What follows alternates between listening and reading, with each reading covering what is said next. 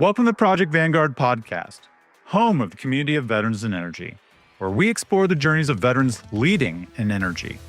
We're building American energy dominance through an all-the-above approach, where energy security is national security.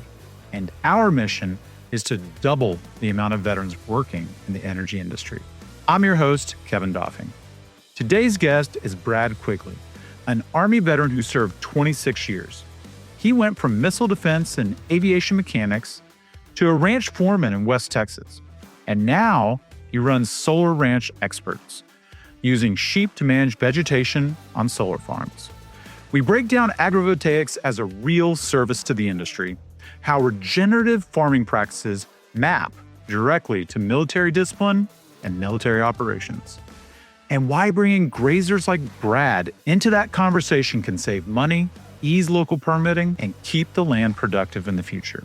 If you're a veteran, this is a blueprint for moving into operations and ranching while you build your family. If you're a developer or asset owner, this is a practical checklist for safer sites, lower costs, and stronger community buy-in. Let's dig in. Brad, great to have you here, man. I appreciate you making the time. Thanks for squeezing us in, Kevin. It's good to see you. Well, man, I feel like I see you all the time. Your LinkedIn game is very strong. And, if I didn't know better, I would just think you were doing everyday farming out there with the sheep. Oh, I appreciate that. I don't have any formal marketing training, but I do try to make sure that we're in the front of everybody's feed as often as possible throughout the week. I usually do that really early in the morning and really late at night because, as you probably can imagine, in agriculture, we have long days. Yeah. Now, my dad grew up on a orange orchard. And so I have been regaled my entire life with stories of getting up early, sometimes sleeping out in the orchard to break the little levee so that the water can go in for irrigation. Yeah. Early mornings, late nights, lots of work. Yeah, whoever invented daylight savings times really stole a bunch of time from me at the end of my day. It's like the weather's finally getting good here in Houston, and that's when the sun starts to go down, and I can't play with my kids in the front yard anymore. Like, it really bothers me. Exactly. Well, man, I know I'm going to get to see you next week. So as of this recording, it's before we come out to San Angelo for the Texas tour. So it'd be great that we finally get to meet. Kind of regale us. What's the latest in San Angelo? What's happening out there? Well, we're excited about that. The Angelo Solar site, that's right in my backyard. I drive by that every day on my way out to the ranch. So we're excited about that tour. And we're out making connection with veterans and active duty military folks and local folks who are in renewable energy or even interested to come out to that family event on Monday night. And we're looking for some local officials to come there too. So still hustling, trying to get that list finalized, but it's going really well. We're excited about it. I know. I feel like we're constantly in a hustle of getting butts in seats and feet in the door at different events. We've got events in North Carolina. We just finished one up in Illinois. We're going to be doing another one, in Houston. I mean, there's one in Austin that was just last night at an ACP event. So, I mean, it's a lot. But that's where it comes down to folks like you that are, some of our community leaders that are out in the field, and that community better than I ever will. So when you talk about San Angelo, what are kind of the big drivers there from a veteran perspective in this industry? Well, of course, we have Goodfellow Air Force Base right here in San Angelo, but not too far down the road is Dyess Air Force Base. So there's a big veteran community here. Folks come back and they retire. If they were here for training at some point in their career, they remember how nice San Angelo is, so they want to come back. We have a lot of folks like that. I mean, I train jujitsu. Our jujitsu gym is full of active duty Air Force and veterans, so it's of course it is. It's a great community. We have fun grappling with some of those young guys. They push my limits sometimes, but it's great to get to know them. We have an active duty Air Force guy in our gym that just got an award for the 20 under 40. Wow. It's a really capable community, and San Angelo's, I think, the best kept secret in Texas. It's not too small and it's not too big. It's just right. And I think, we're not too far from San Antonio or Austin, so it's easy to go get your big city fix if you want it. But then it's very rural, and this for a long time was the sheep capital of the world. Really? This is perfect sheep country. Why is that? Just the terrain and the drier climate is better for sheep. There's, a lot less parasites here.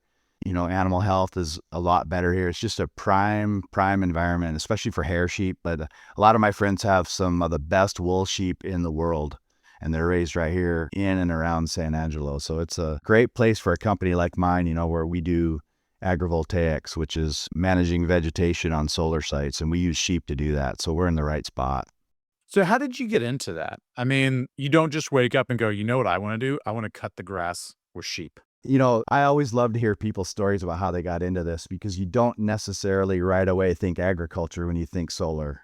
No, no. The big argument is you're taking farmland out of production.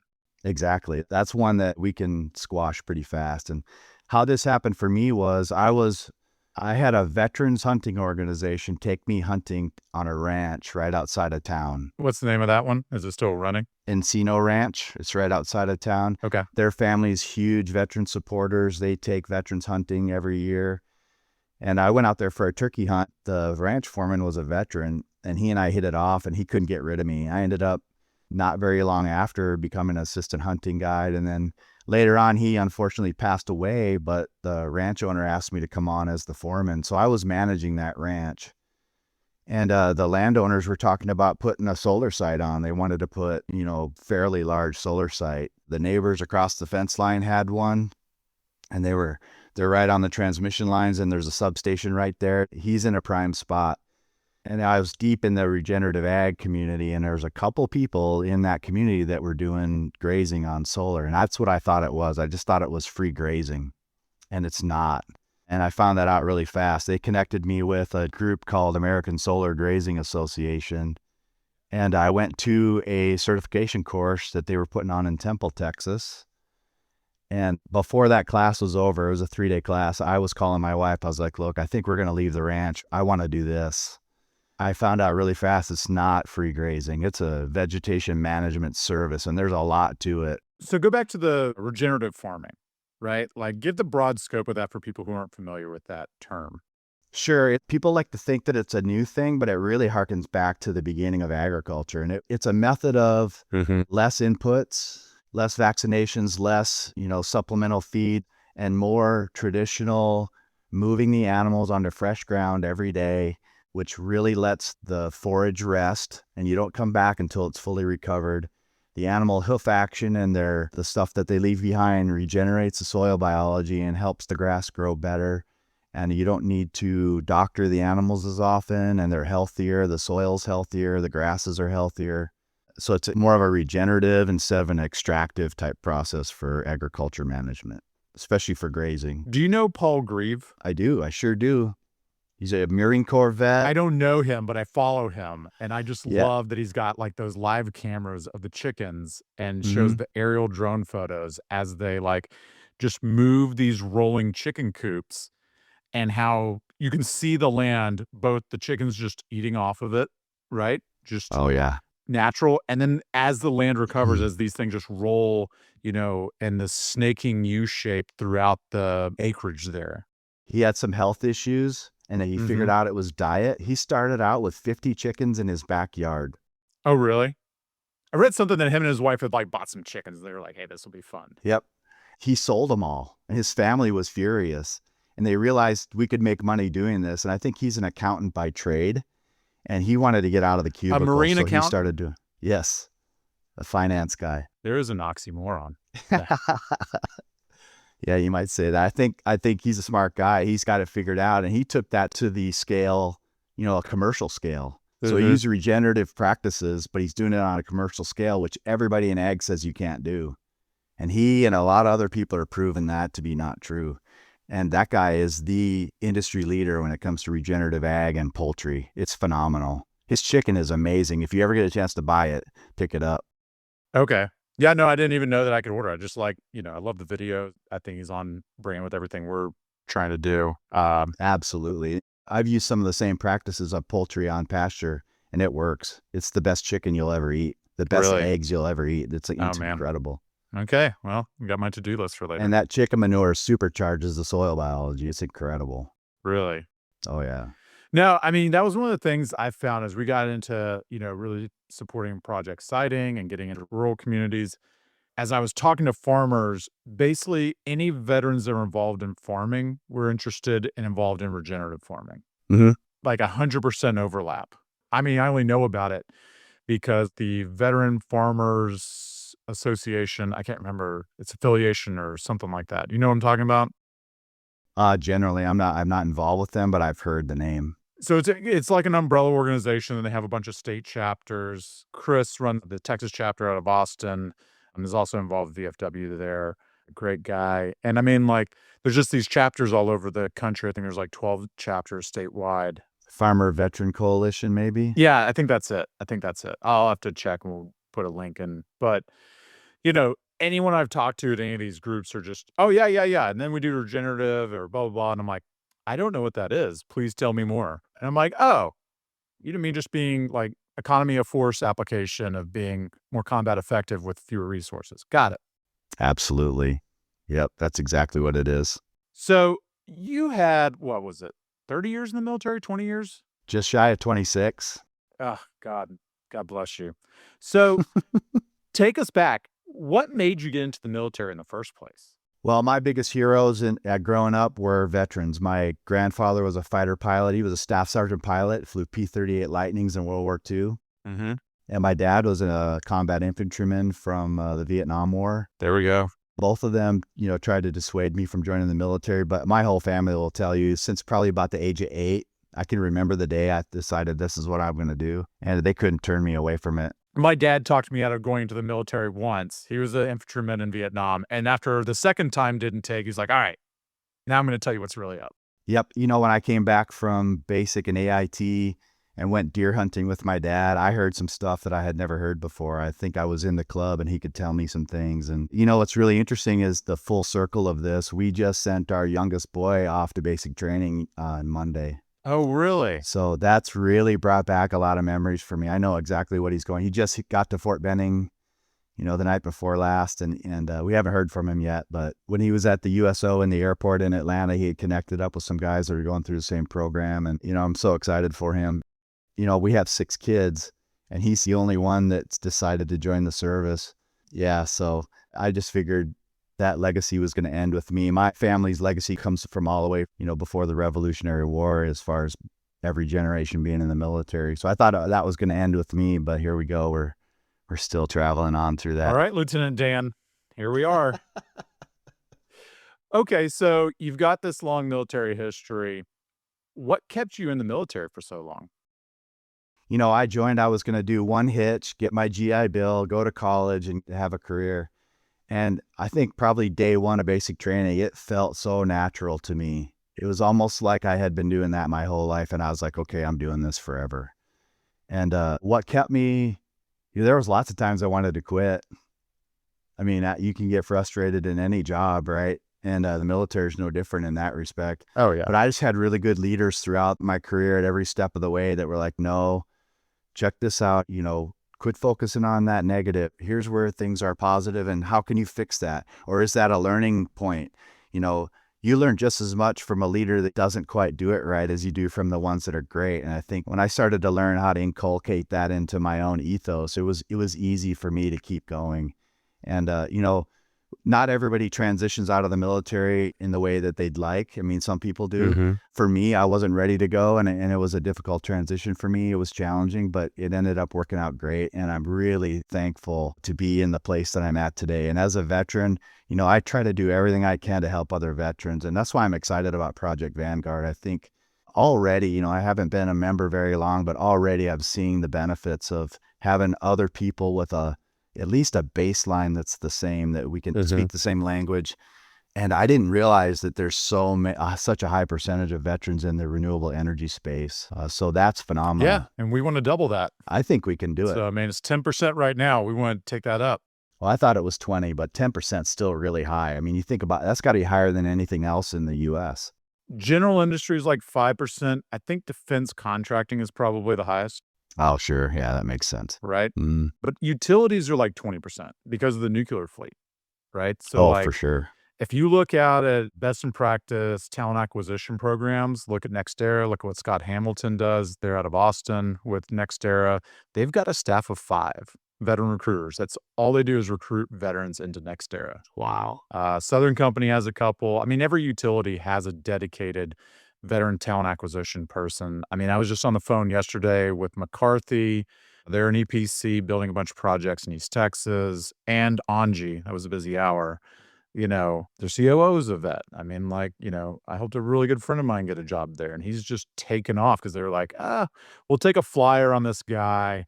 And then Carlos just took off because he would do anything. He'd be on the phone with Chinese customer service while he's troubleshooting BESS platforms and basically rewriting their SOPs for them on his phone while he's on site troubleshooting. Vets bring something that really is applicable in a lot of areas. But, for me, part of my career, I was in missile defense. So walking onto a solar site is absolutely like walking onto a missile defense site. You've got the fencing, you have the security, you have to have a certain PPE on. And then even the management practices, I've got a higher level of command that needs these tasks done a specific way on a specific timeline. I need to meet that, and I have to ensure my employees do that within the standard. It's absolutely like being a missile defense professional or basically any leadership job in the military. So I think some of the smarter solar developers have figured that out. They're like, wow, these guys know how to meet the requirements. And in the service industry, that's everything. Right. And I mean, what somebody said it yesterday on one of my calls. They're like, oh, and surprisingly, a lot of the veterans are in our operations team. I'm like, I'm not surprised Yeah. at all. Oh, I spent most of my career in operations. Yeah. It's like putting a glove on that you've been wearing your whole life. Yeah. Operations, project management, safety, logistics, like this is just what you do. I was an infantry guy, but I mean, like we're running, log convoys all the time and doing different things. You just got to figure out how to do. Absolutely. I spent most of my career in aviation, so I know all about safety, ops, all that stuff. It's mission planning. It's all that. It's all in there. Yeah. So go back. You said that when you got out, it was hard. What was hard about transitioning out? Some of mine was involved with medical. I had some medical stuff that led me to retire. But man, I was a lifer. So I was not mentally prepared for how to network, how to get involved with a company, how to find the right person to talk to, how to even get an interview. What was my resume looking like? You should have saw my LinkedIn when I first started. It was terrible. But just like everything, even in the military, you need mentors and you need guys who already blazed that path to kind of help reach back and help those guys out. And that's something that with that experience, the positive from that is that I'm able to see that in guys and help the guys and gals and help them walk that same road so they can get there and be successful. Yeah. I mean, I was an officer, but I mean, like you get some schooling, you get some doctrine. It's great. But you don't drop a second lieutenant into a platoon and be like, you're in charge. It's like, well, you're kind of in charge. But if you don't listen to your E7, somebody here is going to pull you aside and give you a talking to, then give you a thrashing. So, like, figure this out really quickly that while you are in charge, you need to be listening to the older boys around you. Absolutely. I've got some folks on my team that are way more lifelong accomplished agricultural specialists that know sheep, they know forages, they know soil way better than I ever could, just from my education and experience that's limited. They know that stuff like I knew the Army system. I was that guy that was advising my senior and junior NCOs how to navigate their career. I could do that backwards and forwards. When you leave that environment, you have to find the people that can do that for what you're wanting to do. I mean, I know that senior NCOs are great salespeople because I watched one almost talk one of my stop loss guys in combat during our extension during the surge re-up. And I was like, I don't know what's happening right now. I don't know if this is hypnotism, but like this should not be happening. And we were at our 20-year reunion a couple weekends ago. And Marcus is just like, he almost talked me into that. How did he do that? Yeah. Well, we've made that decision several times. So we know the ins and outs of it. And we know what the benefits and the negatives are. So it's easy to walk somebody through that and get them there. I'm not going to say I did that several hundred times, but I'm sure I did. I talked a lot of people into saying, and I was in recruiting and retention for a little while as well. So I was very involved in that. Yeah. There you go. Well, so go back. You said that like when you got out, Networking, you don't understand that. I mean, we're releasing now an entire, like, series on how to network because 'cause I've had to give talks on that, and it's usually the first thing I have to explain to transitioning veterans, moving into this industry or anything else is, like, how to network.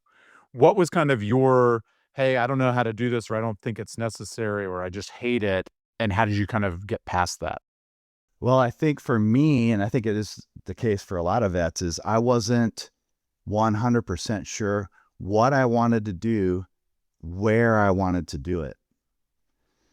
So those two things are really key to being able to network, because if you don't know what industry you want to go into and you don't know where you want to live, it's really tough to make a plan to network into that. So my recommendation there is you got to make some of those decisions maybe 2 years out. And you have to start working the network from there. LinkedIn is a phenomenal networking resource. But then, organizations that are, you've decided what industry do I want to go in, and maybe you don't know exactly what city or state you want to go to, but you might know the region you want to live. Start there. Leverage technology and leverage organizations, groups like Project Vanguard, to at least get your toe dipped in the water. And you may find out, oh, I don't want to be in that industry. And you can Right, move that's to not a the other bad one. answer. Right. But you also might find a group of folks that go, hey, look at the opportunity here is tremendous. In fact, you're only seeing the tip of the iceberg. This is huge. And you find something you really want to jump into. And now you've got time to prep that plan and make that transition smoother. I mean, you think about what you're doing when you transition out of the military. You're changing your job or career. You're changing where you live. Your family has to move.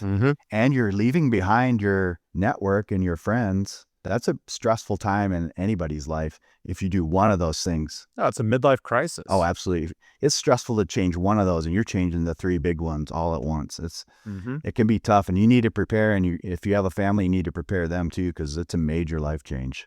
No, I couldn't agree more. And I mean, for anybody listening that isn't a Project Vanguard member yet, I mean, you just go to the website, you sign up, you get an invite to the Slack channel. And once you go into the Slack channel, you just introduce yourself. It'll walk you through how to do that.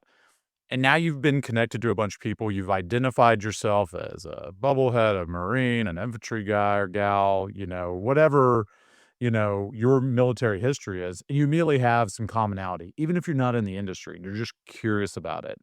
I think something like 25% of the, conversations on our Slack channel are all just DMs. They're just one-on-one conversations. Sometimes I'm like, man, who's talking? Why are we not seeing more conversation? But it's just happening one-on-one.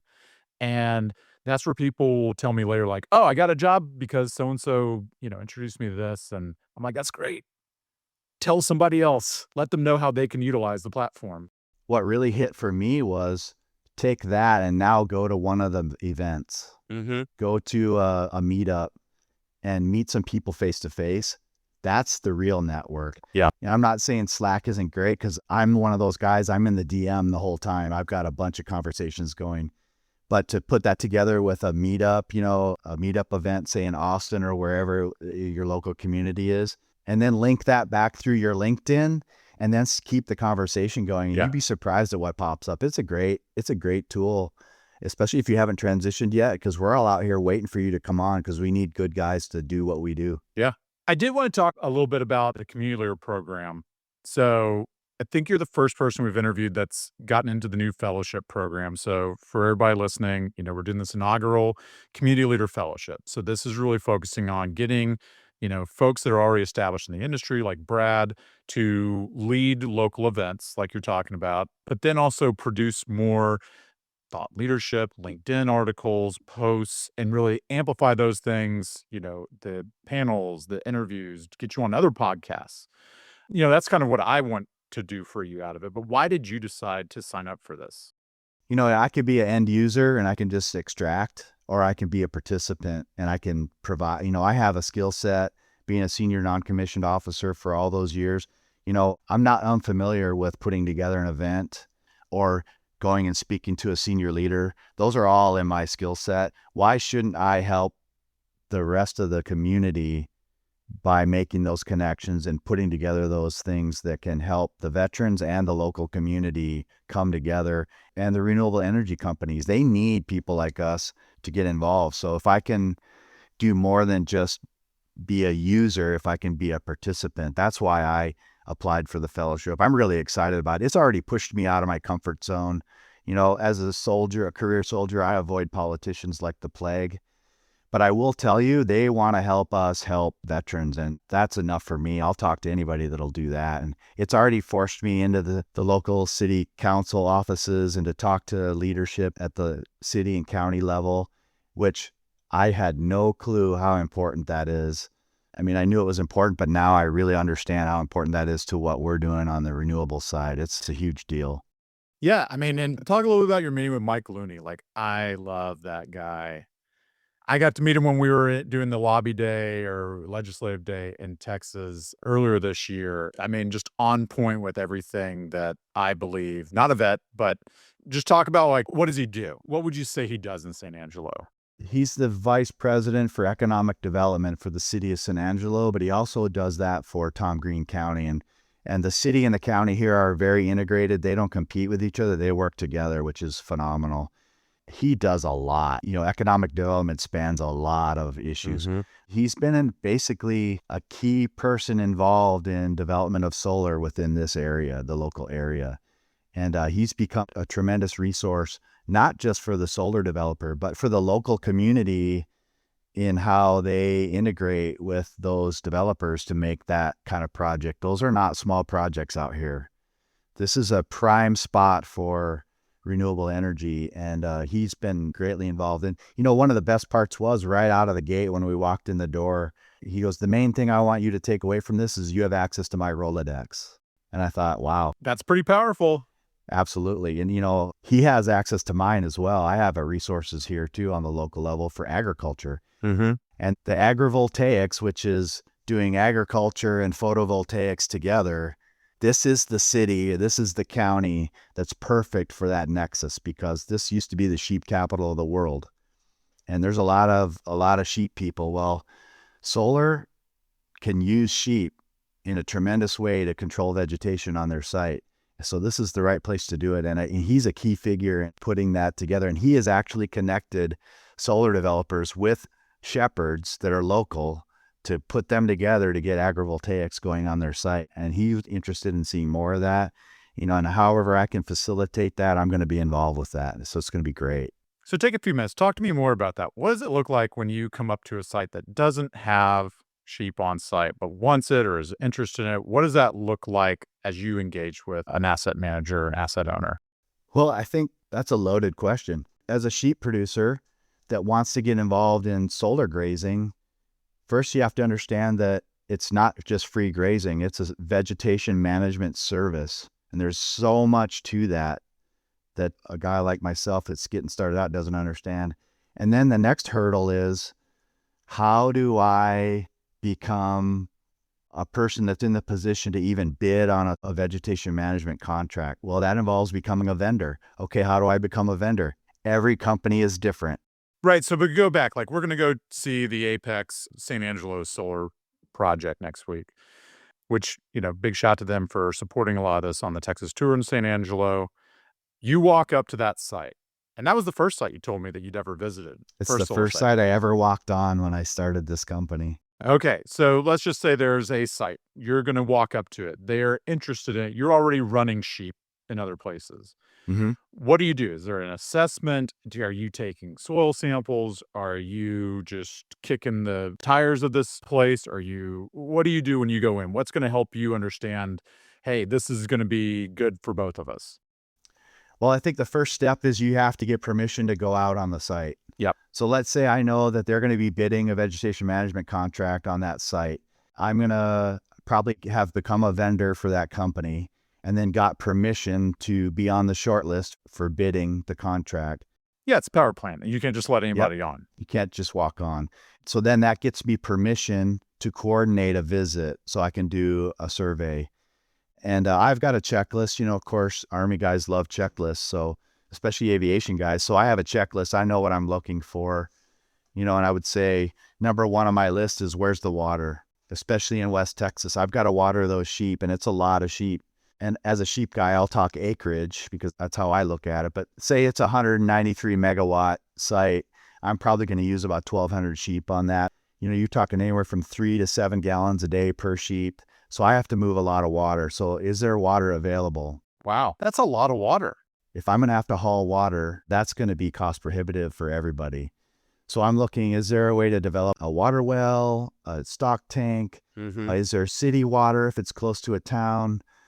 Finding ways to solve that problem. Or do they already have a well and all I have to do is connect to it?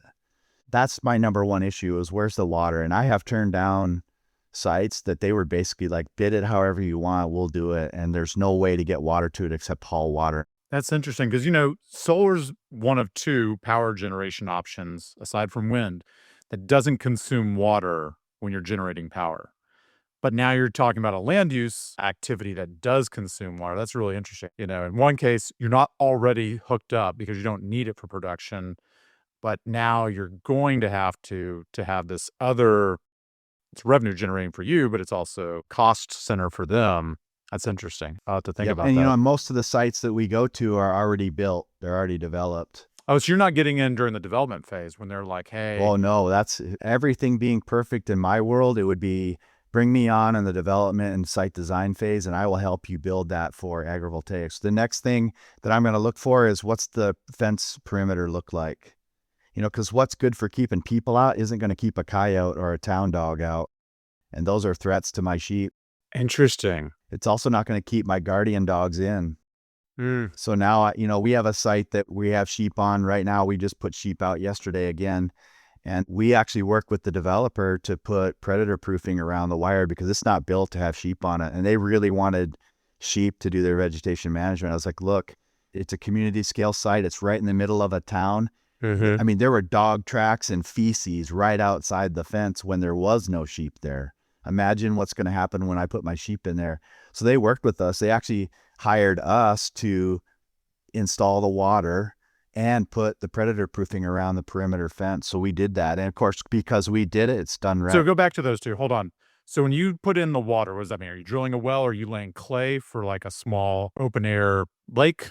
What are you doing when you do that? We can do all of the above. In this instance, there was city water within 100 yards of the perimeter fence. So we had the city come out and tap that and put in a meter for them. Okay. The company maintains the meter. And then we connected to the meter to a water trough in the corner of the inside of that solar site so that we could water the sheep. But yes, we do all of the above. We can build stock tanks. We drill a well. It just depends on, everything's about context, right? Every site's different. And you may have all of the above. You may need a tank on one part of the array, and you may need a well on another.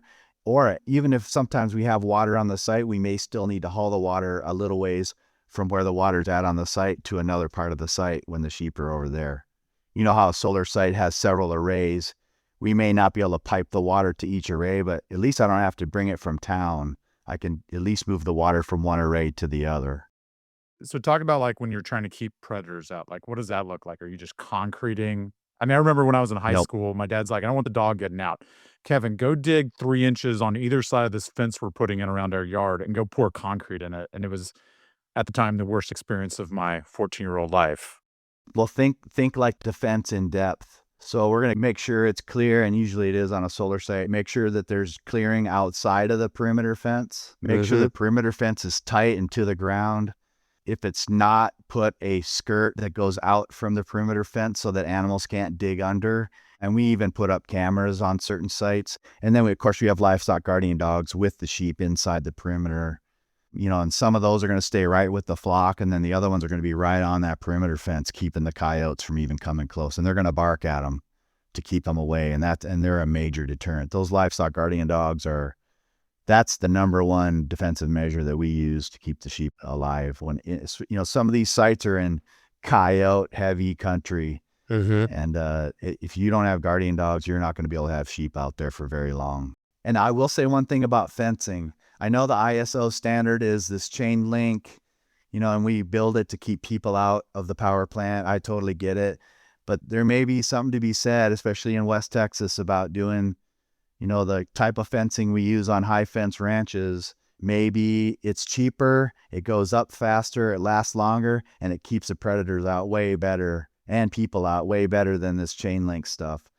And, I'm not saying go down and go to a site and tear down all the chain link and put this up. But if somebody has me in the pre-design phase, I'm going to recommend this kind of fencing over that chain link. It just makes it so much better for agrivoltaics than the stuff that's already out there. Well, I mean, we get a lot of people that are developers that listen to this. So, I mean, I would just say that, like, if you're doing this, getting someone like you in on the pre-design phase isn't just, hey, this is how we can make more money on an operating asset. It's also going to help you during your land use permits, any of your special permitting that goes on to show that, hey, we're taking this seriously. We're not a build and flip shop. We're going to be a community partner and we're keeping the land in use. I think that's a huge piece of where we need to go as an industry. I mean, also adding storage so that, like, it firms up the power production. Absolutely. We have a big 4 for our company. The number 4 on that list is connect the solar developer to the local agricultural community, because we do that. We hire their kids. We buy our mineral in town. We have our trailers welded and repaired right there in town. We buy our zero-turn mowers from the dealership right in town. We buy the diesel at the gas station local. We eat our lunch at the restaurant right there in town. So we infiltrate a lot of money into the local agricultural community. And the best part, though, is that after 30 years of maintaining vegetation with sheep, that soil is going to be better than it was when we got it. Oh, If there was yeah. a fallow pasture that wasn't even being grazed, or if it was being overgrazed or undergrazed, and now we're doing a regenerative agricultural practice. Like this site that we went on, we've only had our sheep on there one time this summer, and we just went back to it. The forage biodiversity that's coming out of the seed bank just because of the sheep being on there, my partner and I were flabbergasted. It's incredible. There are at least 6 different plant species that we didn't see at the beginning of the summer when we started the project. And just because of the hoof action and the manure from the sheep and the way they graze, the seed bank's starting to give us all kinds of native grasses, and it's just beautiful. It's going to be incredible, at the end of a long-term solar project, what that field's going to look like. It's terrific. It's what we get excited about. Yeah. No, I love that. I wanted to get your thoughts for vets that are looking at this space, especially if they have, an interest in farming. What's your advice for them? I think that right away, before you get ready to transition, or if you're already out, look me up on LinkedIn and send me a message and let's talk. I think networking is key. If you're an experienced agricultural person, you already have a leg up. But if you're not, don't be afraid to get in here and figure it out and find a mentor and come work for a solar grazing outfit. You are going to learn everything you need to know about how to do this. And a lot of companies like ours are very veteran focused. Our goal is to bring veterans and new farmer ranchers into agrivoltaics, teach them what it is that we do, incubate that so that they can maybe leave with sheep, with equipment, and with know-how to go off and help facilitate them getting their own contract. So companies like ours are a great way, especially for a veteran, to get into this space from the ground level and learn the nuts and bolts. And then we're going to launch you. There's so much solar out there that we're not worried about you competing against us. We want to facilitate you getting started. And a good way to do that is to work for companies like ours. And there's a bunch of really good solar grazing companies that are doing the same. So it's just a matter of getting out there, and don't be afraid to not know and ask the questions, and you'll figure it out pretty fast. I mean, vets are smart. They figure stuff out. So I think I've seen the meme where it's 40% of the people in the world are out there screwing up their job and they have no idea they're doing it wrong and they have no idea to change it. Well, don't be afraid to screw it up and learn from it and get better at it. The longest journey starts with the first step. Shoot me a message and say, hey, I'm interested in this. How do I do it? And if I can't help you, I know somebody that can. Well, and I love how, like, a lot of the stuff I've been seeing is farming revenue is just down like 25%, right? And that's almost like year over year. Like, it's tough. But I love the one thing you had told me before, your son sees you making money on this and wants to get into agriculture. And if you're not born into the land or marry into it, it's really hard to get into it. But this is a way in, and you're actually making money, and your son's like, hey, I want to get into this. How do I do that? I think he's looking at that. He knows he's going to be married with kids someday. And he's looking at this and going, you know what? I can actually raise a family doing this. And you can. It's hard work. And it's technical. You have to figure it out. But at the end of that hard work is an actual real good living that you can raise a family on. And it's exciting. Yeah. No, I think it's fantastic. I think that agrivoltaics is to agriculture what the Industrial Revolution was to industry. Ooh, I like that. Well, Brad, thanks so much for making the time. For anybody who's listening, what's the best way to get a hold of you? Check me out on LinkedIn. That's the best way. I'm on there, Brad Quigley on LinkedIn, or you can find my business page, which is Solar Ranch Experts. We do have a presence on Facebook and Instagram by the same name, but LinkedIn is where I operate. That's how I connect to folks. And don't be afraid to reach out to me. My name and email and all that's available there. And you can get a hold of me if you're interested in agrivoltaics, or if you just want to talk about Project Vanguard. I'm really excited about what you guys are doing, and I'm excited to be a part of that. So don't be afraid to reach out. If I'm out on the ranch somewhere and I don't have service, leave a message. I will call you back. What about for any of these developers that are going to be like, I hadn't thought about having someone in the pre-design phase, or you know what, we've got a project coming up, or we've had a bad experience with some other folks. How do they pull you in to start those conversations? Just give me a call. We do consult on that kind of thing. We have a way of doing that. We're excited to do that. And it's not just in Texas. We have partners on the East Coast and in the Midwest that are willing to do that too, that we work with. Just because you're a developer and you're in New York State, say, don't think you can't reach out to me, because I do have contacts there and I can connect you with the right people. The American Solar Grazing Association is a great place for people to get started. And that's not just for grazers, that's for developers too. I talked about how I had a certification class that I went to. There's one for developers now. So they're sending their O&M teams, they're sending their vegetation management team.